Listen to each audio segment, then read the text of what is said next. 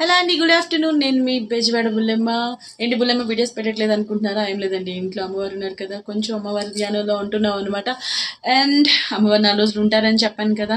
ముందు అమ్మవారిని చూసేదాకా ఆనందం ఆగట్లేదు. అందుకని పంతులు కానీ మనం అమ్మవారిని ఇచ్చే గుళ్ళో వాళ్ళని అందరినీ కనుక్కొని ఎట్టకేళ్ళకి సాధించానండి. అమ్మవారిని నేను దర్శనం చేసుకోవడమే కాకుండా మీకు కూడా దర్శనం చేయిస్తాను. సో అమ్మవారిని చూద్దామా? ఇంకెందుకు ఆలస్యం, అమ్మని చూసేద్దాం, వచ్చేసేయండి. మొత్తం ఆ ప్యాకింగ్ అయితే అంతా రిమూవ్ చేసేసాను. అమ్మవారిని నా చేతులతో నేనే ఓపెన్ చేసి మీ అందరికీ చూపిస్తున్నాను. అమ్మవారు చాలా చాలా బాగున్నారు. అమ్మని ఎత్తుకోవడం అంటే మాటలా? చెప్పండి, ఎంత బలంగా చూసారా? అమ్మవారిని తీసుకున్నాను. చాలా చాలా హ్యాపీగా ఉంది. ఓం శ్రీ వారాహి దైవ్యే నమః. అమ్మవారిని అయితే రివీల్ చేసి చూపించాను కదా.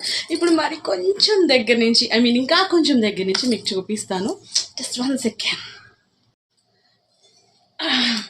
ఇదిగోండి, వారాహి మాత అమ్మవారు 16 కేజీల కంచుతో చేయబడిన విగ్రహం అన్నమాట. ఇది మనం ఈరోజు గుళ్ళో ఇస్తున్నాము. చాలా వెయిట్ ఉందండి, పట్టుకోలేకపోతున్నాను. జై వారాహి మాత. శ్రీ వజ్రఘోషం శ్రీ వారాహి దైవ్య నమః. శ్రీ వజ్రఘోషం శ్రీ వారాహి దైవ్య నమః. శ్రీ వజ్రఘోషం శ్రీ వారాహి దైవ్య నమః. శ్రీ వజ్రఘోషం శ్రీ వారాహి దైవ్య నమః. శ్రీ వజ్రఘోషం శ్రీ వారాహి దైవ్య నమః. చాలా చాలా చాలా హ్యాపీగా ఉంది. అమ్మవారిని తలుచుకున్నానో లేదో ఇంటికి వచ్చేసారు. ఐఎమ్ సో హ్యాపీ అనమాట.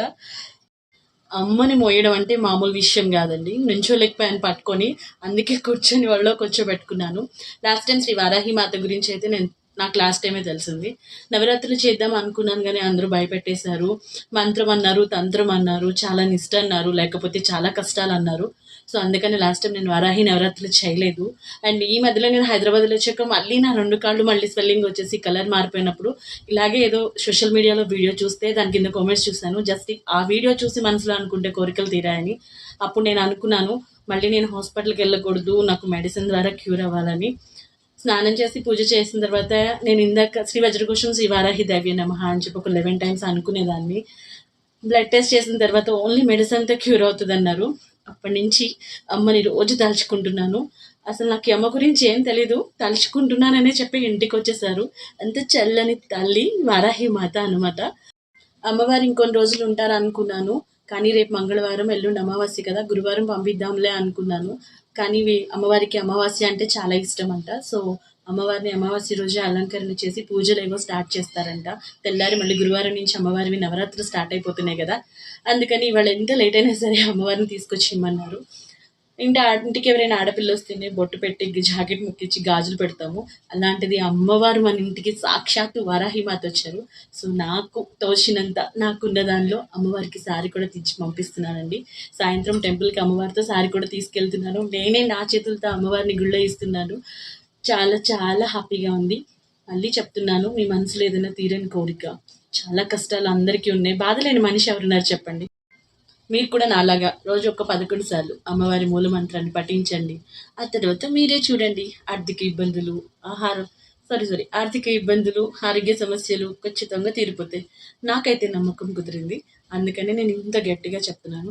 మంచి నలుగురికి చెప్పచ్చండి. నేనైతే అంతే, నా దగ్గర ఉంటే అందరికీ పెట్టేస్తాను.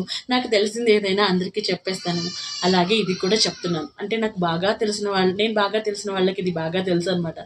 ఏదైనా నాకు మంచి జరుగుతుంది అంటే అది ఇంకో నలుగురికి నేను చెప్తాను. అలాగే ఇది కూడా చెప్తున్నాను. ఓం శ్రీ వజ్రఘోషం శ్రీ వారాహి దైవ్యే నమః. ఒక 9 సార్లు లేదా 11 సార్లు అనండి. ఈ చల్లని తల్లి చూపు మీద కూడా ఉంటుంది. అండ్ నవరాత్రులు అయితే నేను చేయట్లేదు. మా ఇంటాయన మళ్ళీ మాల్దీవ్స్ వెళ్తున్నారు ఈ ఇయర్. సో కొంచెం హడావిడిలో ఉన్నాను. బట్ ఈ నవరాత్రులు అన్ని రోజులు అమ్మ దర్శనం అయితే చేసుకుంటాను. నాతో పాటు మీకు కూడా చేయిస్తాను. ఓం శ్రీ వారాహి మాతే నమః. ఫినాన్షియల్గా కూడా మా చుట్టూ చాలా ప్రాబ్లమ్స్ ఉన్నాయి. బట్ అంత ప్రాబ్లమ్స్లో కూడా ఒక నలుగురు వస్తే అన్నం పెట్టే ఇదిలో నేనైతే ఉన్నాను. అండ్ నాకు ఈ 20 డేస్లో, మేము 1 మంత్ అవుతుంది, 20 డేస్ కాదు, హైదరాబాద్ వెళ్ళొచ్చు కూడా. ఈ 20 డేస్లో చేంజ్ అయితే నేనైతే చూశాను. సో అందుకని ఇంత గట్టిగా మళ్ళీ మళ్ళీ మళ్ళీ చెప్తున్నాను, అమ్మ మంత్రం పఠించండి అని చెప్పేసి. ఇంకా అమ్మవారిని ఈవినింగ్ అయితే పిల్లలు వచ్చిన తర్వాత పిల్లల్ని కూడా గుడికి తీసుకెళ్దామని చెప్పి పిల్లలు వచ్చిన తర్వాత అమ్మవారిని అయితే గుడికి పంపిస్తున్నాము. గుళ్ళో వెళ్ళి ఇచ్చేస్తున్నాము. ఈ లోపల అమ్మవారికి చీర అవి తీసుకురావాలి.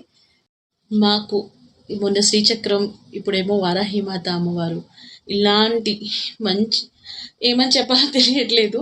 But sir thank you so much. మీ వల్లే మాకు ఇంత అదృష్టం దొరికింది. అందుకని మీకు thank you so much sir.